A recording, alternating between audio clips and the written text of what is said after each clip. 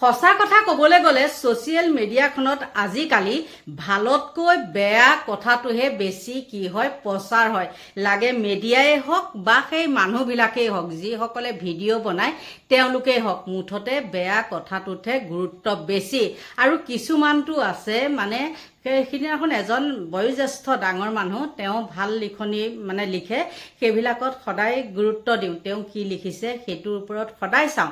কিন্তু তেওঁ লিখিছে কি যে ছ'চিয়েল মিডিয়াখনত আহিবলৈ আজিকালি লাজ লগা হ'ল। তেওঁ কিন্তু শিক্ষকতা কৰে আৰু ভাল স্কুলতে কৰে, নামটো তেওঁ প্ৰকাশ নকৰোঁ। কিন্তু সঁচাকৈ চাবলৈ গ'লে একেবাৰে সঁচা কথা কৈছে। কিয়নো আজি এটা নিউজ দেখিলোঁ, সেই নিউজটো এনেকুৱা কিছুমান শব্দ ইউজ কৰিছে, আধা লেংটা হয়তো অহাখিনিতো সেইটোতো বাদেই, সেইটোৰ বিভাগটোৱে বেলেগ। সেই বিভাগটো হ'ল ৰাতি চৰা, য'তে ৰাতি ত'তে কাটি, সেইবিলাকৰ সেই অৰ্ধলংগবিলাকৰ কথাটো বাদেই। আৰু আজি মই যিটো কথা ক'ম সেই কথাটো সঁচাকৈ মানুহ আজিৰ দিনত তেওঁলোকে আকৌ কিছুমান কথা ক'লে তেওঁলোকেই উত্তৰটো দিয়ে। আধুনিক যুগ, যদি আধুনিক যুগেই হয় তেন্তে হ'লে আধুনিক যুগত এনেকুৱা ধৰণৰ মানুহৰ ওচৰলৈ গৈ পেলাই বেমাৰৰ উপশম বিচাৰেনে বাৰু? আজি আপাৰ আছামৰ ফালেৰে, এইফালৰ নহয়, এজন নামঘৰীয়া, সঁচাকৈয়ে আজিকালি মানুহবিলাক কি জানে, যিবিলাক ডাঙৰ ভদ্ৰ মানুহ বুলি ভবা হয়, যিবিলাকক সমাজত আগস্থান দিয়া হয়, সিহঁতৰ নিচিনা কিন্তু লম্পট মানুহ নায়েই। আৰু এনেকুৱা নিৰ্লজ্জ কিছুমান কাম কৰিব, আৰু সেই কামবিলাক বা সেই শব্দবিলাক কি কৰে জানেনে, মিডিয়াৰ আগত একদম ফটকৈ আখৈ ফুটা দি ফুটাই একেবাৰে তেওঁলোকে ভাবে যে মই এনেকৈ কথাখিনি কৈ দিলে মানুহখিনিয়ে একদম বহুত মোক ছাপোৰ্ট কৰিব, বহুত ভাল বুলি ভাবিব। এতিয়া মই মূল কথাটোলৈ আহোঁ। এজন নামঘৰীয়া, আপোনালোকে চাগে নিউজটো পাইছে, কাৰণ সেই ভুক্তভোগী ছোৱালীজনীৰ মাকে মুখতে গামোচা এখন লৈ পেলাই যি ধৰণে কথাখিনি আৰম্ভ কৰিছে, সঁচাকৈ একেবাৰে লাজ লগা হয়নে নহয়? তেওঁ ঘৰলৈ যেতিয়া সেই মানুহজনক সোধা হৈছিলে কি বৰা বুলি আছিলে জানো, সেইজন লাজো লাগে, নাম চাম ক'বলৈও হেৰি নালাগে, যিহেতু বয়োজ্যেষ্ঠ মানুহ। আৰু মই থাম্বনেইলত লগাই দিছোঁ মানুহটোৰ কথা দেই, কেশৱ ককাই নে কি ককাই এনেকুৱা কিবা এটা কৈছে।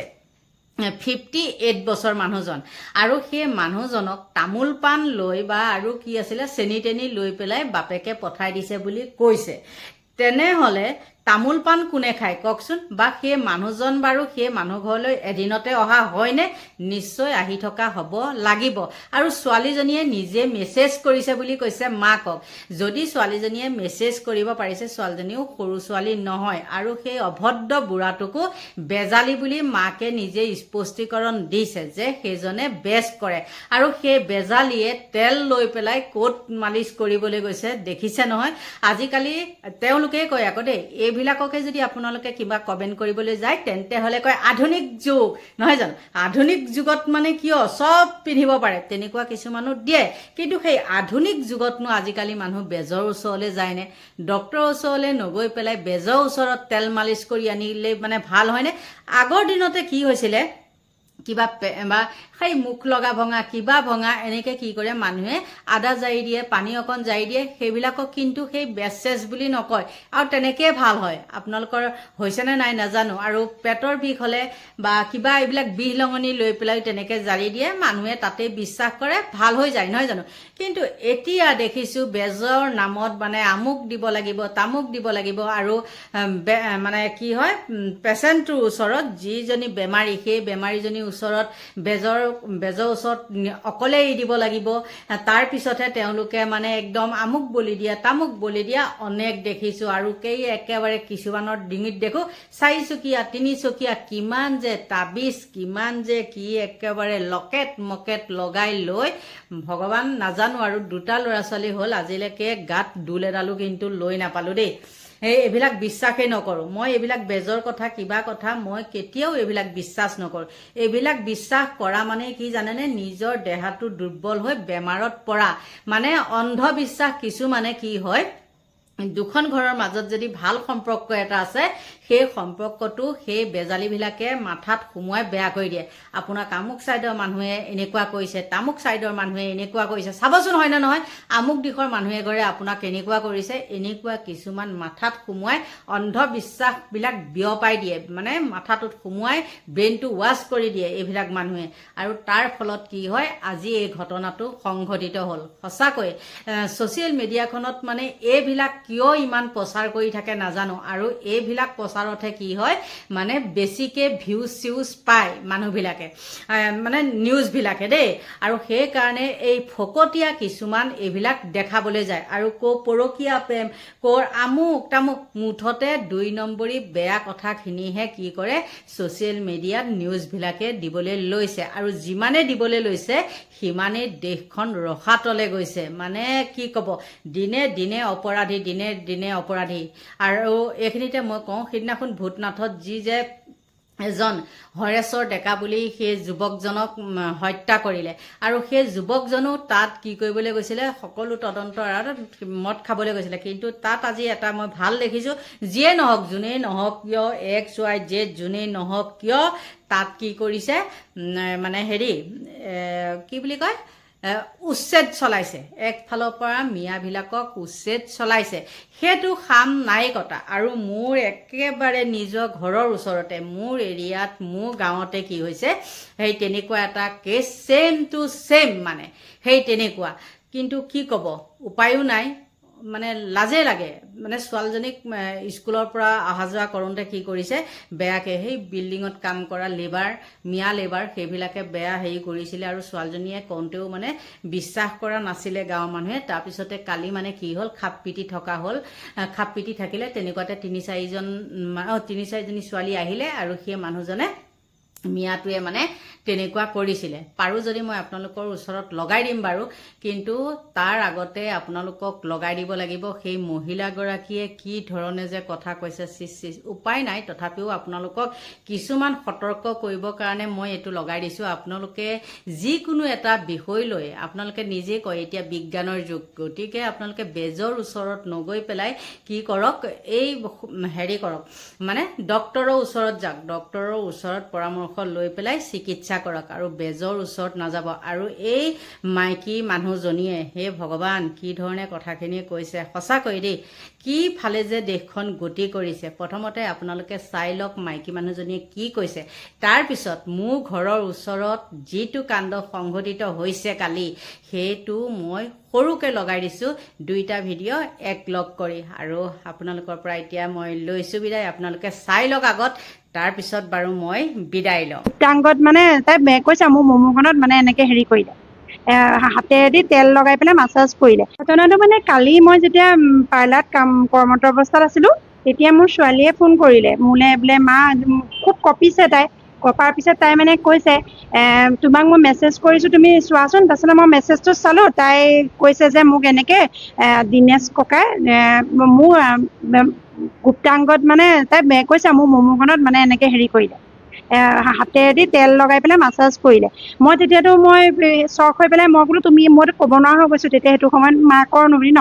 তাৰপিছত মই ক'লোঁ, তুমি তাহাঁতৰ ঘৰৰ ফোন নাম্বাৰ আছে যদি দিয়াচোন, আৰু তুমি পাপাকো কথাটো জনাই দিয়া, আইতাকো জনাই দিয়া, কাৰণ পাপাকো সেইটো সময়ত নাছিলে। কিন্তু তাই ফোন নাম্বাৰটো, সেই মানুহ ঘৰৰ ফোন নাম্বাৰটো মোক দিলে। তাৰপিছত মই ফোন কৰিলোঁ, তেওঁ ৱাইফে ধৰি পেলাই ক'লে যে এতিয়া বোলে তেওঁ ডক্টৰৰ ওচৰলৈ গৈছে, ডক্টৰৰ ওচৰলৈ যোৱাৰ কাৰণে তুমি বোলে আহিলে বোলে খুব জাৰণ দিবা বোলে, এই মানুহটোৰ স্বভাৱটো বেয়া বোলে। তাৰপিছত মই ক'লোঁ ঠিক আছে বোলে, মই ফোন কৰিম। তাৰপিছত আকৌ ফোন কৰিলোঁ, ফোন কৰাৰ পিছত মানুহজনে ধৰিলে। মানুহজনে ক'লে বোলে কি হ'ল, দেহা ফোন মাৰি পেলাই মোক মাফ কৰি দিয়া, এইবাৰ পৰা মই তাইৰ ভৱিষ্যতৰ কাৰণেহে মই তাইৰ তলৰকণ বোলে জাৰি দিছিলোঁ, আৰু বোলে এইবাৰ পৰা নকৰোঁ, তহঁতৰ ফালে মই যাবলৈ বাদ দিম। সেই গোটেই কথাখিনি অলৰেডি মই ৰেকৰ্ডিং কৰি ৰাখি থৈছিলোঁ দেই, তেওঁ গম নাপায়, মোৰ ৰেকৰ্ডিং হৈ থাকিলে গম নাপায়। এতিয়া মই থানাত কেছ দিছোঁ, কাৰণ ছোৱালীজনী এতিয়া মেডিকেল এটা কৰিবলৈ পঠাইছে।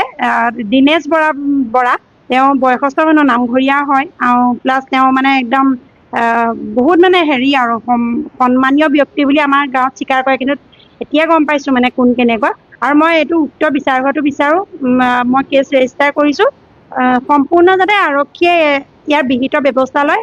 ময়ো ইয়াৰ কাৰণে যথেষ্ট যিমানখিনি পাৰে মই কষ্ট কৰি যাম। মানে ঘটনাটো কালি কিন্তু তাই আমি মাক পাপাক আমি ছেপাৰেটে থাকো হা কিন্তু তাই কালি পাপাক আইতাক পাপাক নাছিলে বাৰু সেইটো মুহূৰ্তত কিন্তু পাপাকো কথাটো জনাইছিলে যদিও বাপেকে এতিয়ালৈকে এই পৰলৈকে তাৰমানে থানাত আহি পেলাই সোধা নাই যে মোৰ ছোৱালীজনী কি হ'ল মই এতিয়ালৈকে এই মুহূৰ্তলৈকে কেছটো হেৰি কৰি আছো মোৰ ছোৱালী মই মামাকৰ ঘৰত ৰাখি পেলাই মই এতিয়ালৈকে অহা যোৱা ময়ে কৰি আছো কিন্তু বাপেকক তাই ৰেকৰ্ডিঙো দিছে ফোনো কৰি জনাইছে কিন্তু মোৰ লগত ছোৱালী নাছিলে কিন্তু মই আহি পাই গৈছো কিন্তু বাপেকৰ এতিয়ালৈকে দায়িত্ব নাই গতিকে মই সেইকাৰণে আপোনালোকৰ জৰিয়তে মই এটাই অনুৰোধ কৰিব বিচাৰো যাতে উচিত শাস্তিটো বিচাৰ কৰে কিমান বয়স সেইজনৰ আপোনাৰ 62 60 ইমানেই হ'ব চাগে নামঘৰীয়া আৰু এনেকে মানে লোকৰ ঘৰত এইবোৰ জোৱা ভাং তেনেকুৱা খাই ফুৰে আৰু মোক মানে মোৰ ফোন নাম্বাৰ নি পেলাই আৰু তেওঁ আমাৰ ঘৰলৈ গৈছিলে এতিয়া মোক এটা কথাই কৈছে তেওঁ যে তোৰ গিৰিয়ে মোক পঠিয়াইছিলে তহঁতৰ ঘৰলৈ চাউল কেইটামান আৰু তামোল পাণ কিবা পানী আনিবৰ কাৰণে মই বোলে আপুনি কেলৈ গৈছিলে সেইবোৰ আনি পেলাই নহয় বোলে তোৰ যাদু কৰিবলৈ আৰু ছোৱালীক সুধিছো ছোৱালীয়েও কৈছে যে ফোন নাম্বাৰ তোমাৰ ফোন নাম্বাৰ মোৰ যোগে লৈছে আৰু মই ছোৱালীক কালি লগ পোৱাৰ আগতে অচি ছাৰে ডাইৰেক্ট সুধিছে গোটেই ছোৱালীয়ে কথা বিৱৰি কৈছে মই পোৱাৰ আগতেই মই ছোৱালীক লগ পোৱাৰ আগতে ছাৰে সুধিছে তাই কৈ দিছে আৰু মোৰ ওচৰত তথ্য আছে মানে গোটেই ৰেকৰ্ডিং আছে মই সেইখিনিয়ে মানে কৈছো বেজ তেওঁ চালিয়া বেজ বুলি ক'লে মানে তেওঁৰ দেউতাকৰ কথা চবেই জানে আগতে এতিয়া পিতেকো বেজ এতিয়া মোক হেনো মাৰি পেলাব হেনো পাপুৰ লগত লগ লাগি হেনো মোক হেনো মাৰি হেনো শেষ কৰি পেলাব হেনো কিবা হেনো মই হেনো উঠিব নোৱাৰা হ'ম ক'তো হেনো একো কৰিব নোৱাৰা হ'ম সেইবোৰ মোক ভয় ভাবুকি দিছে মানে মই হেনো মৰিম হেনো বেছি দিন নাথাকো হেনো মহানগৰীৰ ৰাজপথত উশৃংখল যুৱকৰ সন্ত্ৰাস অসমীয়া যুৱতীক অশালীন আচৰণ 2 মিয়া যুৱকৰ ভিআইপি ৰোডৰ বৰবাৰী মিলন নগৰত চাঞ্চল্যকৰ ঘটনা দিন দুপৰতে এগৰাকী অসমীয়া যুৱতীক বাট আগচি ধৰি অশোভনীয় আচৰণ 2 লম্পটৰ যুৱতীগৰাকীক উদ্দেশ্যি কৰা হ'ল চৰম অশোভনীয় আৰু অশালীন আচৰণ এই কুকাণ্ডৰ সৈতে জড়িত আছিল মিলন নগৰৰ এটা ফ্লেটত কাম কৰি থকা 2 মুছলমান যুৱক লম্পট যুৱকৰ আচৰণত অতিষ্ঠ হৈ ভুক্তভোগী যুৱতীগৰাকীয়ে লগে লগে চিঞৰ বাখৰ কৰিলে আৰু স্থানীয় ৰাইজক অৱগত কৰে যুৱতীগৰাকীৰ খবৰৰ ভিত্তিত ক্ষুব্ধ স্থানীয় ৰাইজে ওলাই আহি ঘটনাস্থলীতে খেদি আটক কৰিবলৈ সক্ষম হ'ল এটা অভিযুক্ত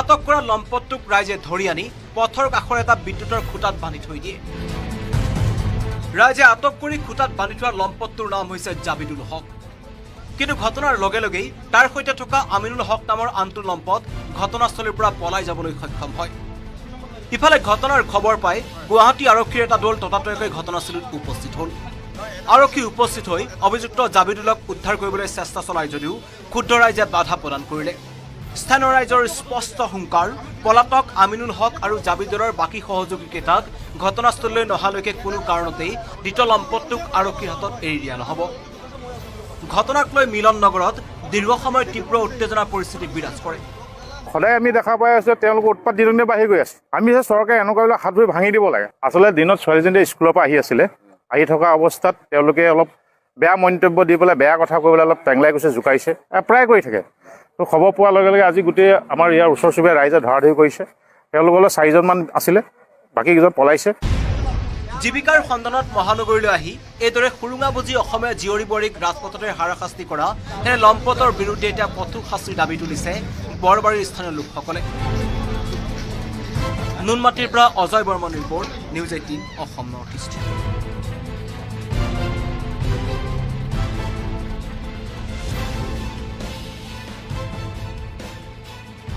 কিয় মিছা হ'ব বাৰু কওকচোন এইবিলাক মিছা কথা ক'ব জানো কেতিয়াও নকয় আৰু সেই মানুহজনক দেখিছেই আপোনালোকে ভাগ্য ভাল আমাৰ ল'ৰাখিনিয়ে যে মানে হাত নুঠালে আৰু উঠাইছে যদিনো মানে সেইটো সময়ত মই নাই ন দৰকাৰো নাই সেইবিলাকত যাবলৈ বিশেষতে সেইবিলাকত যাবলৈ নাই আজিকালি কি হয় জানেনে বিপদৰ সময়ত যোন যায় সেয়েহে আকৌ উল্টাই বিপদত পৰে গতিকে সেইবিলাকৰ পৰা আজিকালি মই বহুত আঁতৰত আগতে তেনেকুৱা কিছুমান কেছ হ'লে যাম যুক্তি কিছুমান হেৰি লৈ পেলাই তেতিয়া মই কিছুমান কামত যাম কিন্তু এনেকুৱা কামত যোৱাটো নহ'ব আৰু এতিয়া আপোনালোকৰ পৰা লৈছোঁ বিদায় বাই বাই